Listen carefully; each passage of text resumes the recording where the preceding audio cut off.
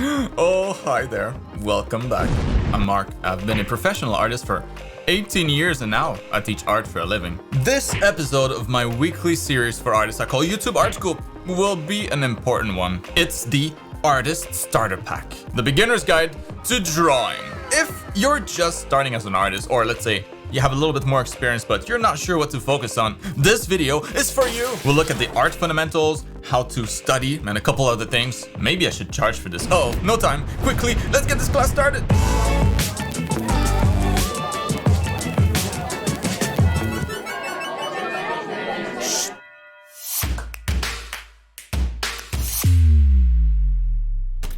All right, class is in session. Pay attention. This is an important video. Before we even begin, I think it's important to ask the question, why learn art in the first place? Easy answer. At its core, drawing is just like any other skill. And learning new things and getting that, the feeling of personal growth, it's directly linked to happiness. When it comes to art, the main appeal, in my opinion, and also the reason why I've been drawing for over 30 years, is that I find it just way too cool to be able to create something out of nothing, whether it be a fantasy character or like a dreamy environment or anything else really. It's just fascinating to me to be able to create something that inspires so many others, regardless of their political views, their race, their culture, geography, and age. It brings us all together. That's rare. Oh, hi Moko. So not only is it super fun, but you can make a living out of it and more. Hell yes, sign me up. This video will be made out of 3 parts. First, we'll take a look at the basics, like the kind of stuff that's good to know before you get started. Then we'll learn about all the main art skills that you'll learn throughout your journey as an artist. And the final part, we'll focus on studying, how to do it well to get the best result possible with the least amount of work. Just how I like it. Now, talking about the basics, the first thing to look at should probably be the tools that we'll use to draw in the first place. But what do we use to draw? Most people's first taste of art was likely with pencils as a kid. That's one reason why art is such a nice skill to tackle. The bar of entry is as low as it gets. If cavemen were doing it, you can too. Wow. Now we have drawing pads, pen display tablets, and all sorts of mediums to choose from. The main thing to remember here is that the tools are just that. Tools. They don't make the artists. You don't need a pen display tablet to make good art. You don't even need a tablet. For many years, I used a mouse and that worked just fine, just a little slow. Getting a tablet though is relatively inexpensive now, so I'd definitely recommend a cheap one like a Huion Inspiroi or a Wacom Intuos if you're testing the waters as an artist or if budget is a concern. But there are also more expensive pen display tablets that allow you to draw directly on screen. It's just more comfortable, but it's a luxury. It won't make you any better. All in all, your foundation as an artist is completely dissociated from the tools you'll choose. When you start to specialize later down the road, that might change and you might prefer to go like all digital, but initially this shouldn't be a concern. Art skills tend to carry over to most mediums once you get past the initial familiarization phase. That can take a few weeks, similar stuff you would have to get through just learning a new painting software. So now you might just be starting or have some experience, and after a quick look around, you start to realize there are some kids all over the place that are super good already, far younger than you are, and you start to wonder, wait, are you too old for this art thing? Or maybe you're wondering if you might be too young.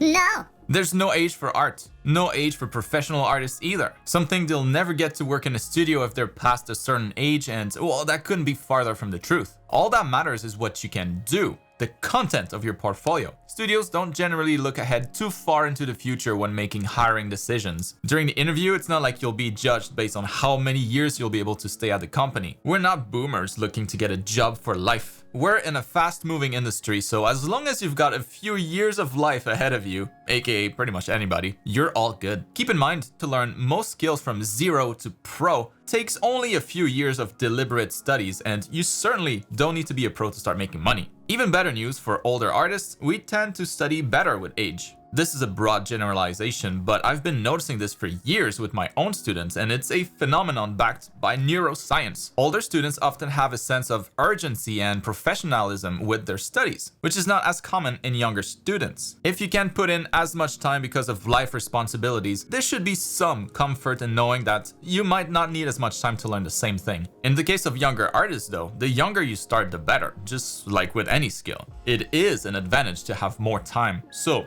don't squander it. And by the way, if you want to make the best possible use of your time when it comes to learning art, check the coupon in the video description for a massive discount on my complete art education program to celebrate reaching 1 million subscribers. We're quickly closing in on 10,000 students too, which is insane. And you should join our community too to see what you've been missing out on. It's the biggest discount of the year, so don't miss out on it. It's valid until the end of the month only. Now, the last point I wanted to cover for the basics is to manage expectations. It's easy today to have false assumptions about what it takes to be an artist and what you should realistically expect. You look around and see all this amazing art all the time with just a swipe of a thumb on Instagram. And of course, those are the people most will compare themselves to, and that's not helpful. You never know everything that went into making that art possible in the first place. On top of that, you might see artists misrepresenting their art, like artists not mentioning when they use references, or how heavily they relied on those references, or when they trace everything, or just how much help they got from others. And that's true for very popular artists too. I see it all the time. Can't fool me. But yeah, it's just like, the apparently perfect life of some influencers on Instagram. Obviously, you should know by now that it's never anywhere close to their reality. And you gotta keep that in mind for artists as well.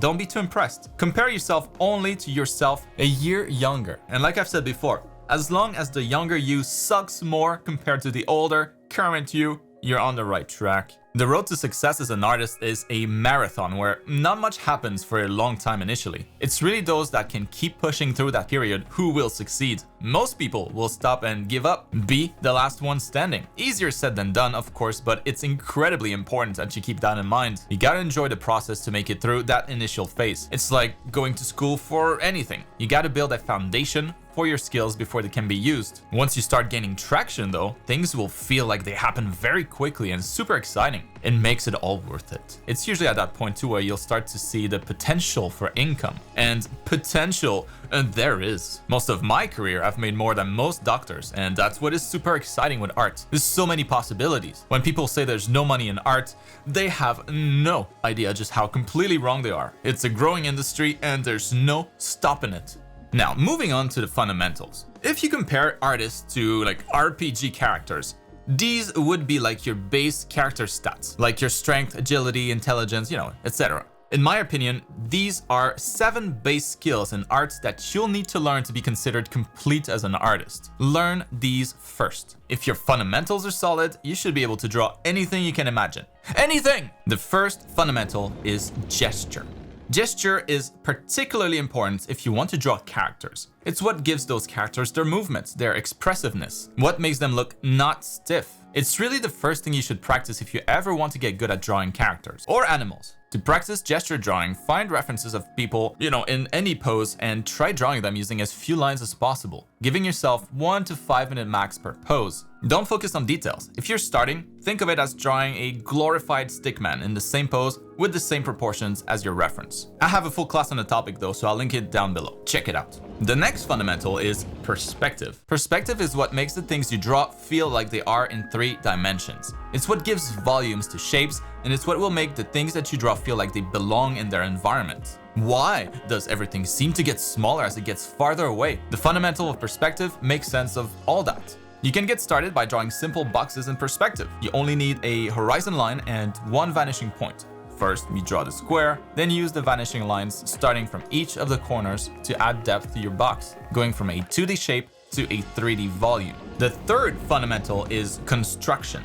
To build anything, to create anything, there is always a process of construction. It's your understanding of the building blocks that allow you to eventually draw technically good drawings from imagination. If this fundamental is too weak, you'll usually feel you always need to use references and can't draw anything without them. Of course, the goal in using references is to build up your visual library so that eventually you can draw without. Most things you draw can and should be simplified down to simple geometric volumes. The idea here is that you use those simple shapes to block out the drawing, to construct it, and then you focus on details. Right? It's a lot easier to draw a box in perspective than it is to draw, let's say, a head in perspective. Draw the box in the right perspective first, then use that box as the foundation for the rest of the details of the face and all the facial features. It's way easier. This applies to anything you want to draw. And by the way, you can see how I construct my heads in one of my recent classes. I'll link it down below in case you want to check it out. You should. You can get good at this fundamental by practicing drawing simple geometric volumes, since that's what is used for construction. Boxes, cylinders, spheres, from different perspectives. Might seem silly maybe, but drawing simple geometric shapes is one of the most important, one of the first things anyone looking to become an artist should get good at. The next fundamental is anatomy, and this one is likely more familiar. It's the knowledge of the particular building blocks of the body. It focuses on the skeleton, the muscles and their function, and basically anything that can help us draw more accurate people or creatures. It's the most important skill you should focus on if you want to be a character artist. If you only want to draw anime characters and you think you don't need to learn anatomy, think again. Most anime and manga characters, even if they're very stylized, also have correct, or at least believable, anatomy that you can only achieve with a good grasp on that fundamental. Don't confuse art style with anatomy knowledge. To practice it, copy from anatomy books, copy from, photos of fitness models, of bodybuilders, copy from life, get my art program. It's like learning the alphabet as a kid. You just gotta learn all the letters, or in this case, all the body parts. Not all at once, of course, but little by little. Here's another class that might help. Now, the fifth fundamental is a group combining a few things, but it all has to do with light. Let's call it color and light theory. Light is what gives everything its color, and it's what makes everything visible. Light theory will focus more on values and shading. It's what we use to go from a simple circle to what looks like a sphere. Values then, aka all shades of gray, from pure white to pure black, are influenced by the light, so you can start practicing your shading and understanding of values by drawing simple balls or boxes under different lights, paying close attention to the gradients going from light to dark. Color theory then is the knowledge of colors and their impact on human emotions. We're talking here about the colors found on the chromatic circle. If you draw using pigments instead of pixels, use the chromatic circle for pigment colors. If you draw digitally, use the colors of light instead. Colors have various properties like their value, their hue, and their saturation. And knowing how to select harmonious colors often comes from color harmonies. Essentially, universal combinations of colors that most people will find attractive, aesthetic. If you're starting, keep things simple by using a complementary color harmony maybe. It's made out of two colors, opposites on the chromatic circle, and you should always pick one as the dominant color. The dominant color will often have brighter values and be more saturated. This will work for almost everything you color. Once again, I have a class on this specific topic, so if you want to check it out, link down below. The sixth fundamental is composition. It's how you arrange the various elements in art in your pieces. It's very similar to text formatting in book, for example. It allows the viewer to digest the information more easily. Or if you're trying to tell a story, it gives you the tools to organize the various elements in your piece to get that story across. You can almost think of composition as presentation. You can present things well and you can present things poorly. And hey, I have a class for that too. The last fundamental then is design.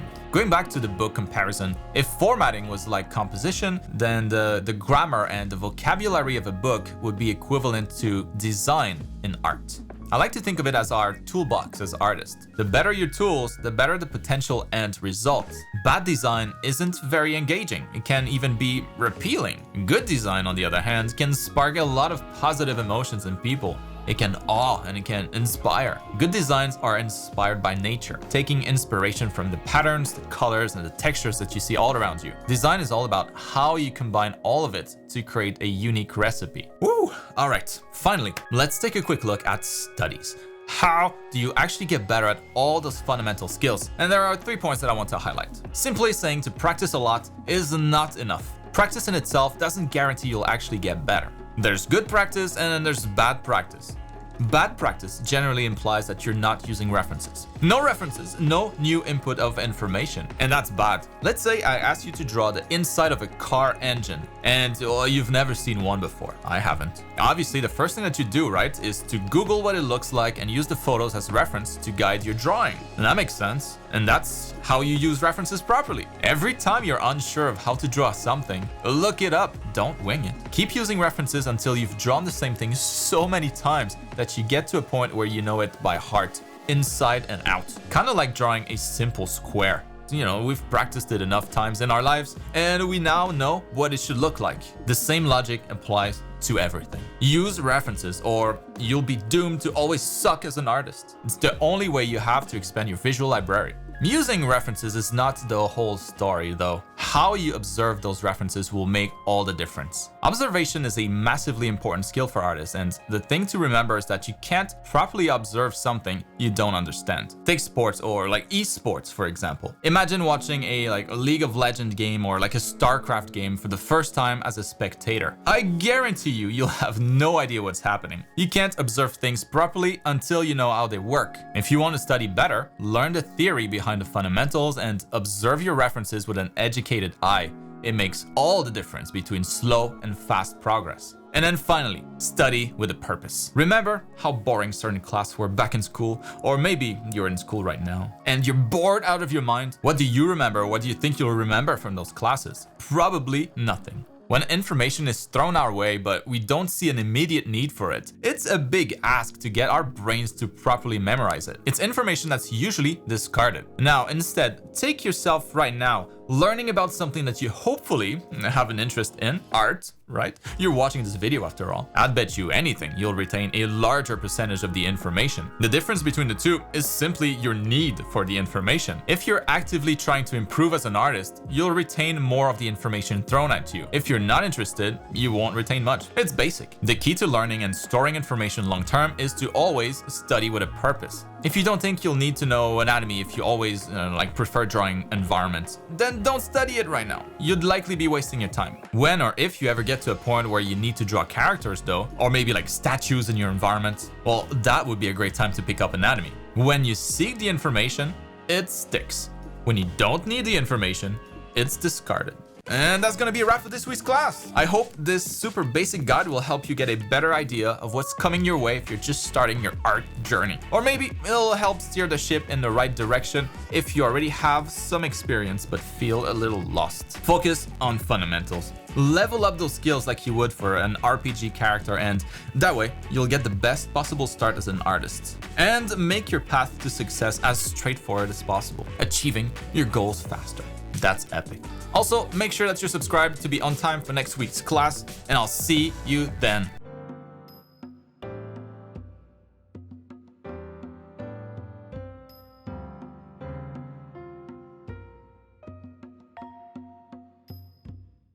Welcome back.